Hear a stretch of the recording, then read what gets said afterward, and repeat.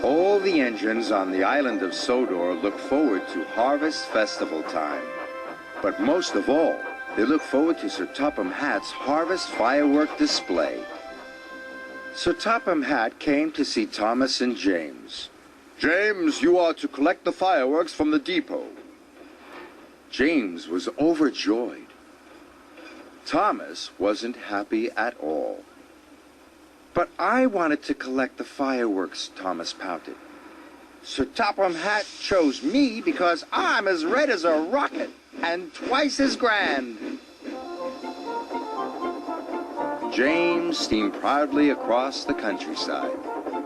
"Brightest and best, brightest and best," he hummed happily to himself.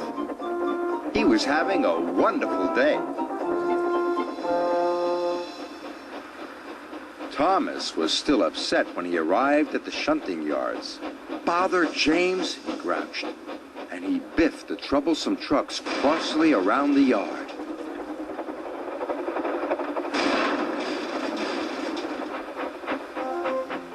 When James arrived at the depot, he was very excited. The freight cars were all ready for him, filled safely to the top with fireworks.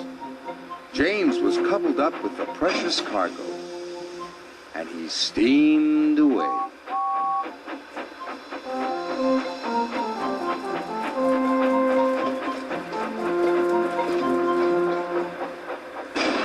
Thomas shunted the last truck crossly into place. The troublesome trucks were glad that job was finished. Oh! James happily steamed along. He was thinking about the fireworks. He was imagining all the sparkles, flashes, and shooting stars when suddenly there was a loud noise. And James ground to a halt. "I will have to go and call for help," said his driver. Thomas puffed back into Knapford Station as Gordon was letting off his passengers. Children and grown-ups from all over the island had come to see the fireworks. Seeing the children cheered Thomas up, but Sir Topham Hatt looked concerned. "James has broken down," he said. "You must collect him, Thomas, and bring him back, or the fireworks display will be canceled." "Oh, no," cried Thomas. "Then all the children will be sad." And he set off to collect James.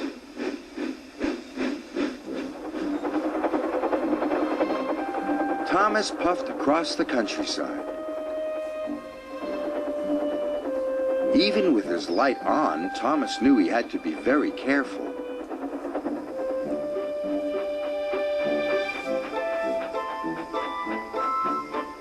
Thomas found James broken down on the track.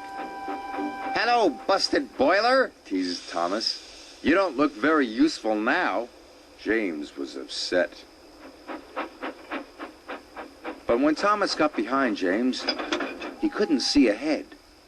"You will have to look out for me," said Thomas. James was cross. "You said I wasn't useful," he pouted. "But if the fireworks don't get to Knapford Station," puffed Thomas, "the display will be canceled." James didn't want the children to be sad, so he agreed to look out for Thomas, and they set off together.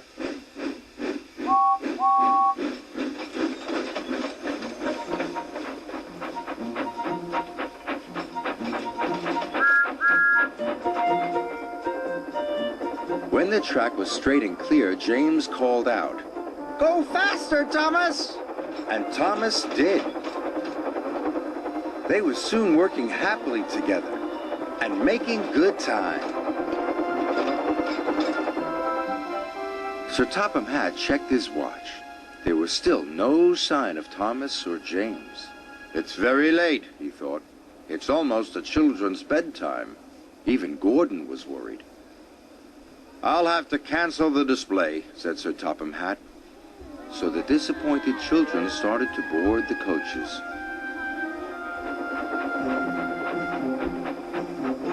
At last, they could see the signal lights. The signal had turned red.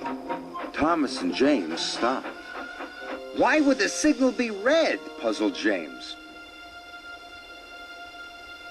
Maybe a passenger train is coming through, puffed Thomas. Gordon must be taking the children back, cried James. Thomas and James were very upset. We're here, they cried, and sounded their whistles as loudly as they could. But no one could hear them. The children were all on board. Gordon was ready to depart. Then Thomas had a bright idea. Send up a rocket, he told his driver.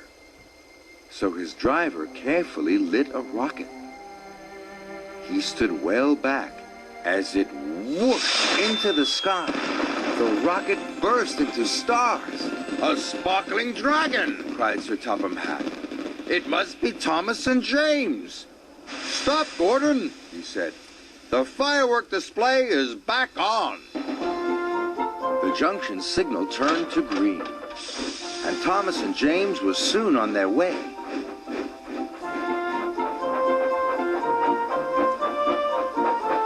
James and Thomas were soon at the station. The children cheered. Good work, Thomas, cried James happily. And good work, James, agreed Thomas. Good work, both of you, boomed Sir Topham Hatt. That night, Thomas and James watched the fireworks together. I think we are both useful engines, said James proudly. But we are most useful when we work together, puffed Thomas.